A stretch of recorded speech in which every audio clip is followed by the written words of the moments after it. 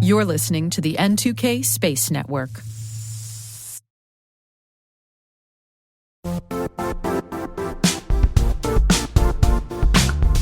The DMV has established itself as a top-tier player in the global cyber industry. DMV Rising is the premier event for cyber leaders and innovators to engage in meaningful discussions and celebrate the innovation happening in and around the Washington, D.C. area. Join us on Thursday, September 18th to connect with the leading minds shaping our field and experience firsthand why the Washington, D.C. region is the beating heart of cyber innovation. Visit dmvrising.com to secure your spot.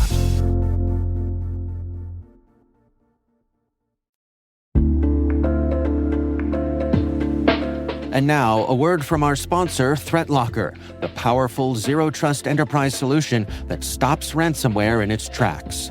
Allow Listing is a deny-by-default software that makes application control simple and fast.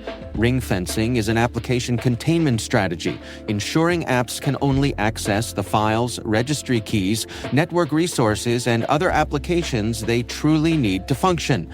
Shut out cybercriminals with world-class endpoint protection from ThreatLocker.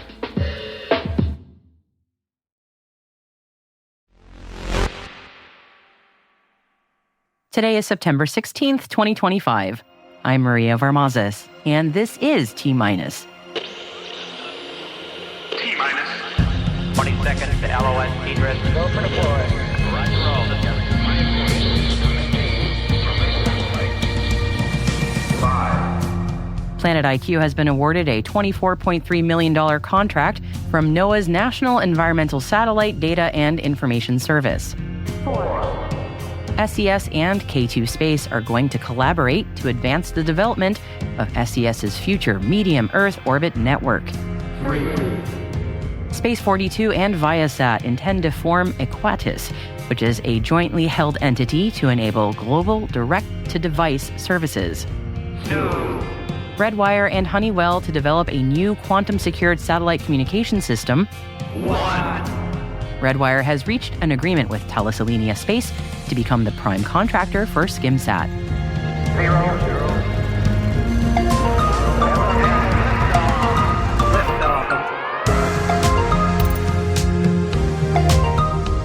Our guests today are Milenko Starczyk and Andrei Olkava from Vision Space. They recently demonstrated how easy it is to exploit software vulnerabilities in satellites and will be sharing their research with us later in the show. And if that's not enough for you, Yvette Gonzalez from Spacewatch Global will be bringing us an update from the Space Defense and Security Summit at World Space Business Week in Paris. So stick around for that after the headlines.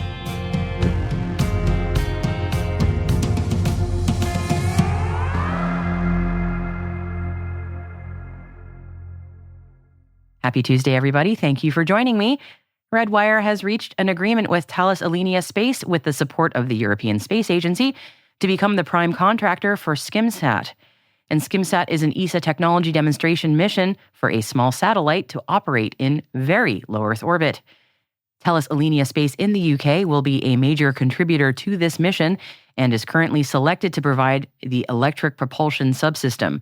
The Skimsat mission is funded by ESA's Preparation and Technology Development Elements of Basic Activities and General Support Technology program. It will leverage Redwire's Phantom spacecraft, an advanced European VLEO platform designed to operate in the lower reaches of Earth's atmosphere. It will leverage Redwire's Phantom spacecraft, an advanced European VLEO platform designed to operate in the lower reaches of Earth's atmosphere.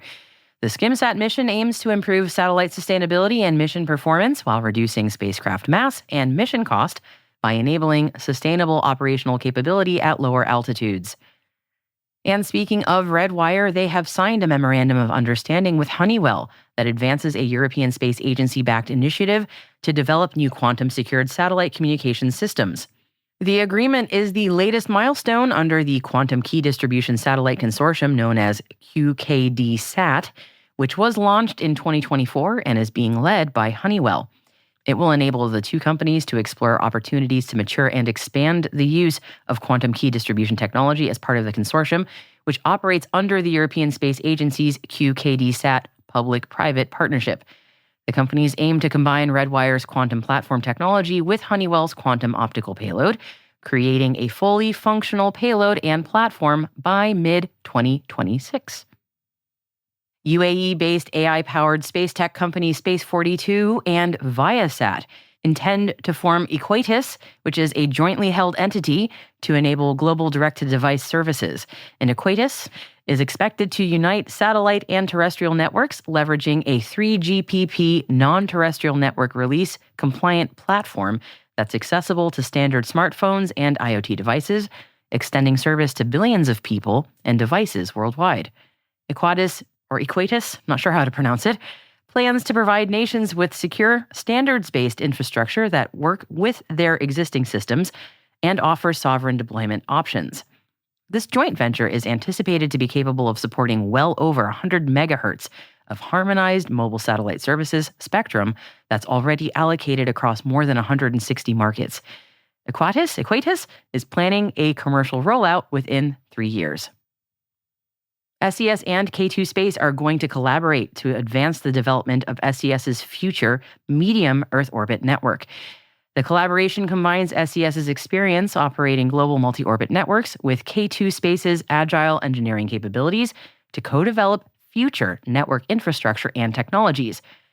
SES says its future MEO network will be designed to support multi-mission capabilities such as hosted payloads, space situational awareness, direct-to-device data relay, and sovereign services, all while enabling reliable communications for mobility applications and resilient enterprise backhaul. The companies are planning an on-orbit mission in the first quarter of 2026.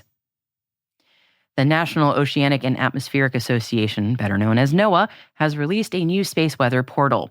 And that new space weather portal, called SPOT, provides a cloud-based web portal and data processing monitor for NOAA's National Centers for Environmental Information Space Weather satellite data.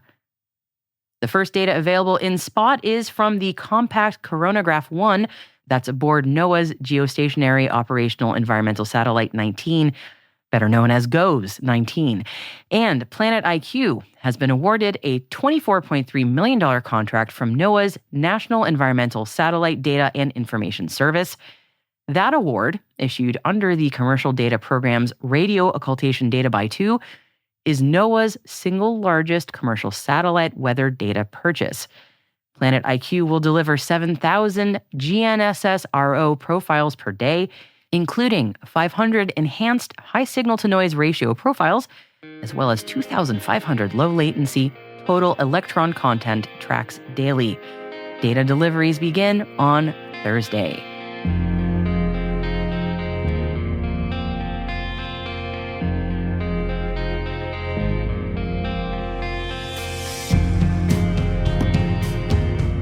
And while that's it for today's Intel briefing, we will have more on the announcements coming out of World Space Business Week in Paris later in this show. But before we get to that and our guests from Vision Space, N2K senior producer Alice Gruth joins me now with a look at what is in today's show notes. What do you have, Alice? Glad to see you better, Maria. We include links to the original sources of all the stories mentioned throughout the show in the selected reading section of our show notes. Today we've included 3 additional links. Blue 4's plans to purchase helium-3 from Interloon. The first images from the multi-viewing, multi-channel, multi-polarization imager were shared at the EUMETSAT conference. And K-Labs, which we covered on yesterday's show, have raised 57 million euros to help scale their production. Hi, T-Minus crew. If you are just joining us, welcome. And be sure to follow T-Minus Space Daily in your favorite podcast app. And also, if you could do us a favor, please share the intel with your friends and coworkers.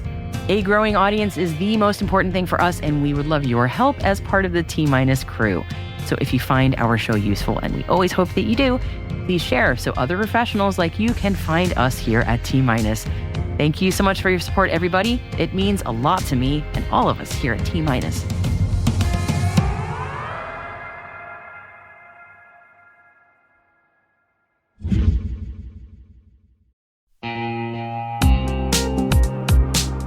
And now, a word from our sponsor. The Johns Hopkins University Information Security Institute is seeking qualified applicants for its innovative Master of Science in Security Informatics degree program. Study alongside world-class interdisciplinary experts and gain unparalleled educational, research, and professional experience in information security and assurance.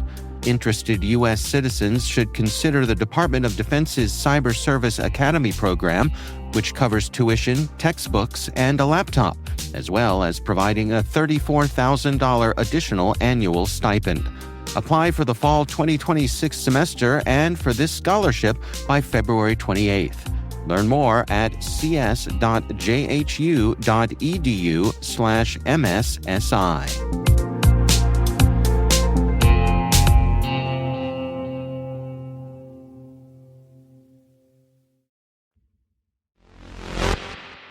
Our guests today are Milenko Starczyk and Andrei Olkhava from Vision Space. They recently demonstrated with their new research how easy it is to exploit software vulnerabilities in satellites, and they shared their insights from DEF CON. So I'm Milenko Starczyk. I'm currently leading the cybersecurity section at Vision Space Technologies. We're a company headquartered in Germany, around for, I think, almost 15 years now. We also have branches now in Portugal and Spain. So currently serving the European space industry needs. My name is Andrei Olkhava. I've been with the company a couple of years now, working as a cybersecurity engineer, and I'm mainly focused on offensive security activities for the space system. So things like penetration testing of some systems, vulnerability research, finding zero days. And we are writing a book for No Starch Press, which is called the Spacecraft Hacker's Handbook. Milenko and Andrei, thank you both for joining me today. I'm thrilled to be speaking to both of you. And I saw an article on the Register, which I read every day, about some research that you all presented at Black Hat. And I really wanted to talk to you both about what you found, if you want to sort of recap some of that research, especially for my audience, who is predominantly not cybersecurity focused, but they are in the space industry, and what you would like them to know about what you've been finding, what those key takeaways are. So our research was a collection of vulnerabilities that we've gathered over the past years. I think 2023, we started doing like systematic review of software systems used in space. So what we were most familiar with are mission control systems, just from the background we had from maintaining and deploying and configuring these systems. We knew that there's a lot that could be found potentially. So we did like a review of open source mission control systems and found quite a lot of vulnerabilities in them, which were mostly from a cybersecurity perspective, like low-hanging fruits. But from the space perspective, the software was doing what it was supposed to do. It didn't do anything unexpected. It was just that the hardening was not to the standard which you would expect from an application used for such a like sensitive purpose. And that seems to be like a very common problem in the space industry, is that the software is not built to withstand modern attacks and modern attackers who know how to take these systems apart, and that there is still a thinking, people don't know how to use this application, so they will not be able to do anything without it, which is very, very dangerous. So if you say like, oh no, my software is so complex, only I can use it, that's definitely not the case. Attackers will download all your files. They will read through thousands of pages, now with large language models, even millions of pages of documents in hours and days, and they will go through it and they will figure out how it works. So I think that's a very risky assumption, this security by obscurity, which is still very popular in the space industry. So that's why we did it on open source software, so that we could actually go out and show, okay, like here's like a systematic problem in every single of these mission control systems. We found issues. And after that, we went for onboard software frameworks. So there's two very popular ones from NASA, Core Flight System, which is actively used in flying missions. and F Prime, which was developed for the Mars helicopter Ingenuity. Mhm. And also in those, we found quite a lot of vulnerabilities, but also some more general security issues, partially due to the lack of embedded security in these frameworks. At this point, we have found a little bit less than 40 CVEs, almost 40 zero days in those systems. We just reported a few more on all of the systems we use. And they range from different severity, between 5 or 6 to almost 10. Like, I think the highest one we have is 9.9 or 9.8, something like that. And that's out of a scale of 10 for Yes, my audience yes, who may yes. not know And that then- that's very severe. Yes. Yeah, and also the impact varies between small information disclosure to actually getting a remote code execution on a platform, either spacecraft platform or a system that is controlling the spacecraft. The ones which we have demonstrated at Black Hat, we try to approach the demonstration from different angles to demonstrate what is the impact on the actual spacecraft by getting access to the mission control system, either directly or through a phishing campaign. And also, if you are a nation state and you are actually able to communicate with spacecraft directly because you have capabilities and you are not limited by laws, how you could take over the control of spacecraft or effectively you could break it. So that's how we decided to approach the presentation, and that's how we show those 3 demos with that in mind. It was super fascinating reading through the different potential capabilities if someone were to exploit these vulnerabilities. And I don't want to try and do fear, uncertainty, and doubt here and go, sky is falling. It is just very interesting to see what the potentials were. And I know that these vulnerabilities, it sounds like they've already been remediated. You disclosed them and they've been remediated. So am I understanding that correctly? Yes. So we have, when we discovered those vulnerabilities, we followed the responsible disclosure process where we first notified vendor. In most of the cases, it was NASA or the companies that work for NASA.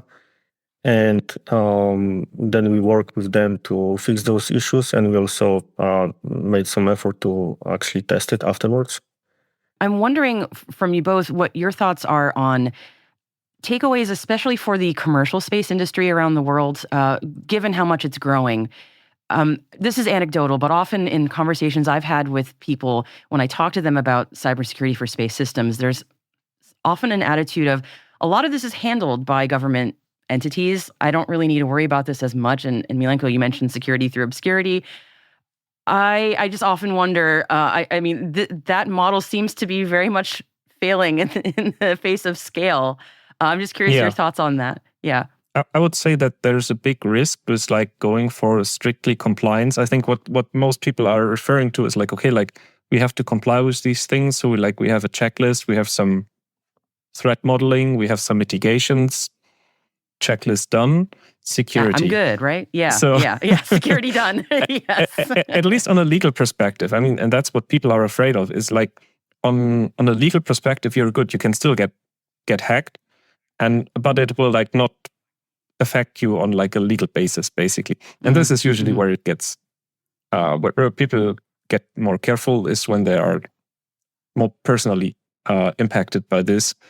So what we've seen is like a lack of actual testing. So that's something that we're trying to push for, is that like your security controls are nice, but if you still haven't tested the software that is running on your systems, like this custom software, on systems which are configured and often like maintained over sometimes decades, like until like literally the server falls apart, and then you hope that you have a spare box somewhere in the corner of the room. These systems, they need to be maintained and they need to be tested on a regular basis, and this is something that we see is definitely missing. That you could maybe have the software that we had previously going through compliance cycles over and over again. No one was ever bothering to run like a simple code, like static analysis on the code base to see if there are maybe some low-hanging fruits in it, which they were. So a lot of the issues we found could have been easily caught early on. and not kept in the software for many years. That is interesting. And on the commercial side of things, there are pretty much two ways companies go about it. One way is to develop their own software, which is closed source, and we don't really know what it is. So it's going to be up to the company to make sure that it's secure. Yep. And unfortunately, from our experience, it often happens that security is at the very end of the requirement list. So sometimes, especially for the new space companies, which are often startups, they leave security at the end, or they don't consider it at all. And then the other approach is to use some of the already existing software, which is open source from NASA, for instance, or other entities developing the open source software and making it public. And this is the software which companies would easily assume that the software is secure because, well, it was developed by NASA, so it must be.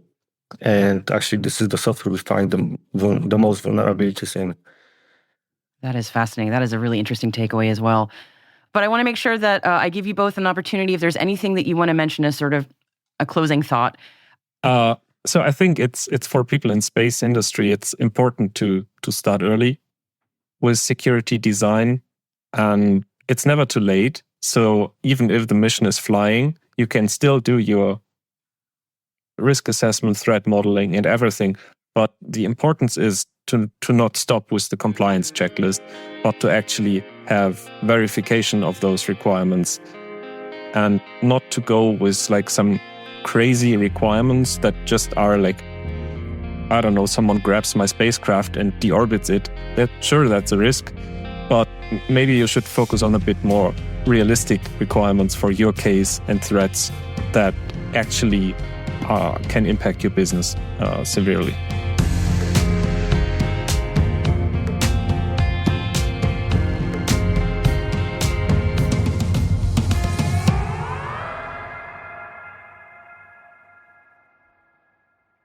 We will be right back.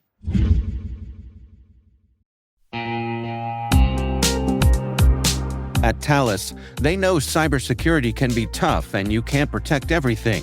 But with Thales, you can secure what matters most. With Thales's industry-leading platforms, you can protect critical applications, data, and identities, anywhere and at scale with the highest ROI. That's why the most trusted brands and largest banks, retailers, and healthcare companies in the world rely on Thales to protect what matters most: applications, data, and identity. That's Thales. THALES. Learn more at thalesgroup.com/cyber.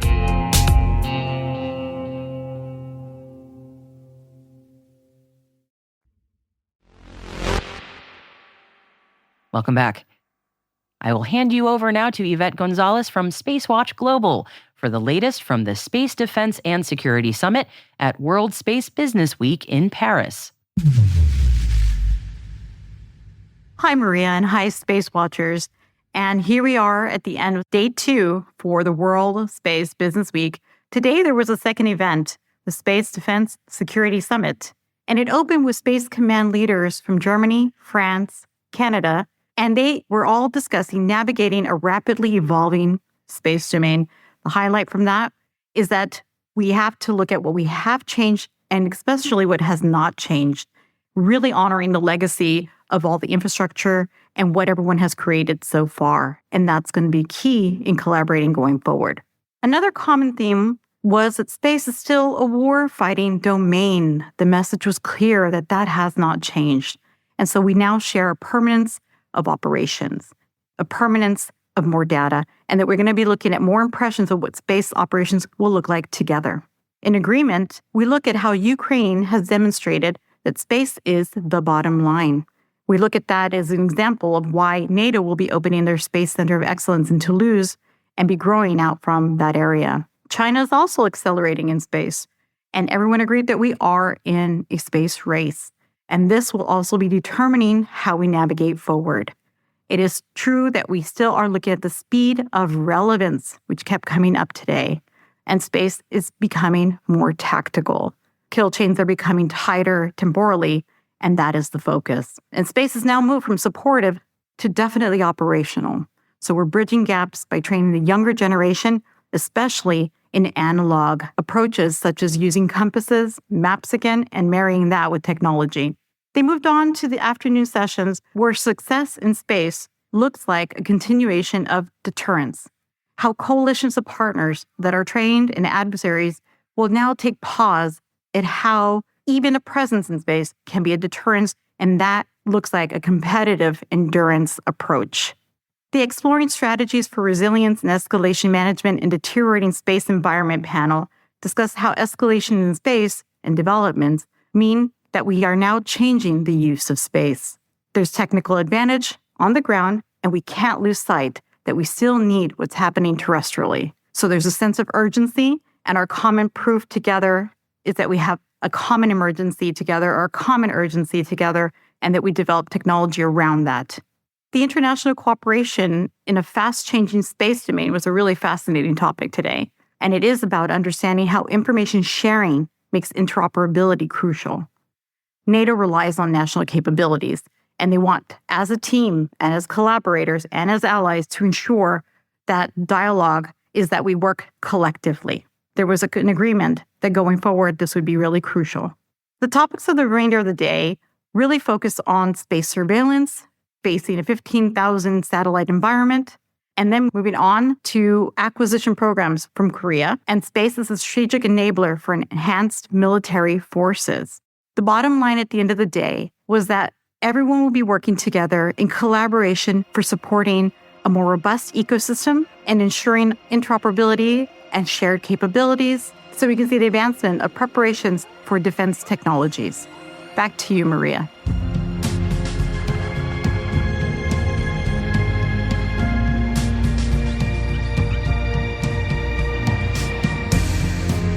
And that's T-Minus, brought to you by N2K Cyberwire. What do you think about our show, T-Minus Space Daily? Please take a few minutes to share your thoughts with us by completing our brief listener survey. Links in the show notes for you. And thank you for helping us continue to improve our show. We're proud that N2K Cyberwire is part of the daily routine of the most influential leaders and operators in the public and private sector, from the Fortune 500 to many of the world's preeminent intelligence and law enforcement agencies. N2K helps space and cybersecurity professionals grow, learn, and stay informed. As the nexus for discovery and connection, we bring you the people, technology, and the ideas shaping the future of secure innovation. Learn how at n2k.com. N2K senior producer is Alice Carruth. Our producer is Liz Stokes. We are mixed by Elliot Peltzman and Trey Hester, with original music by Elliot Peltzman. Our executive producer is Jennifer Iben. Peter Kilpie is our publisher, and I am your host, Maria Varmazes. Thank you for listening. We'll see you tomorrow.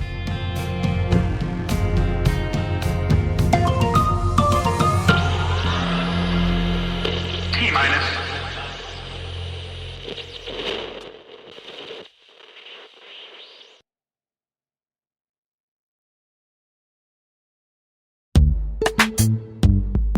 Attention security startups, there's less than a week left to apply for the 2025 Data Tribe Challenge. This unique program accelerates early-stage cyber companies, refine your messaging with startup veterans, then pitch to top venture firms shaping the future of cyber. The live pitch competition takes center stage at Cyber Innovation Day, November 4th in Washington, D.C.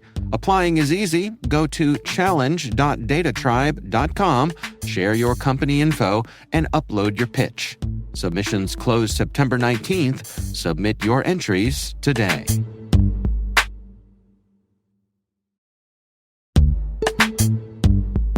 Think your certificate security is covered?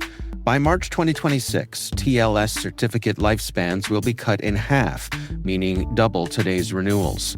And in 2029, certificates will expire every 47 days, demanding between 8 and 12 times the renewal volume. That's exponential complexity, operational workload, and risk, unless you modernize your strategy. CyberArk, proven in identity security, is your partner in certificate security. CyberArk simplifies lifecycle management with visibility, automation, and control at scale. Master the 47-day shift with CyberArk. Scan for vulnerabilities, streamline operations, scale security. Visit cyberark.com/47day. That's cyberark.com/47day.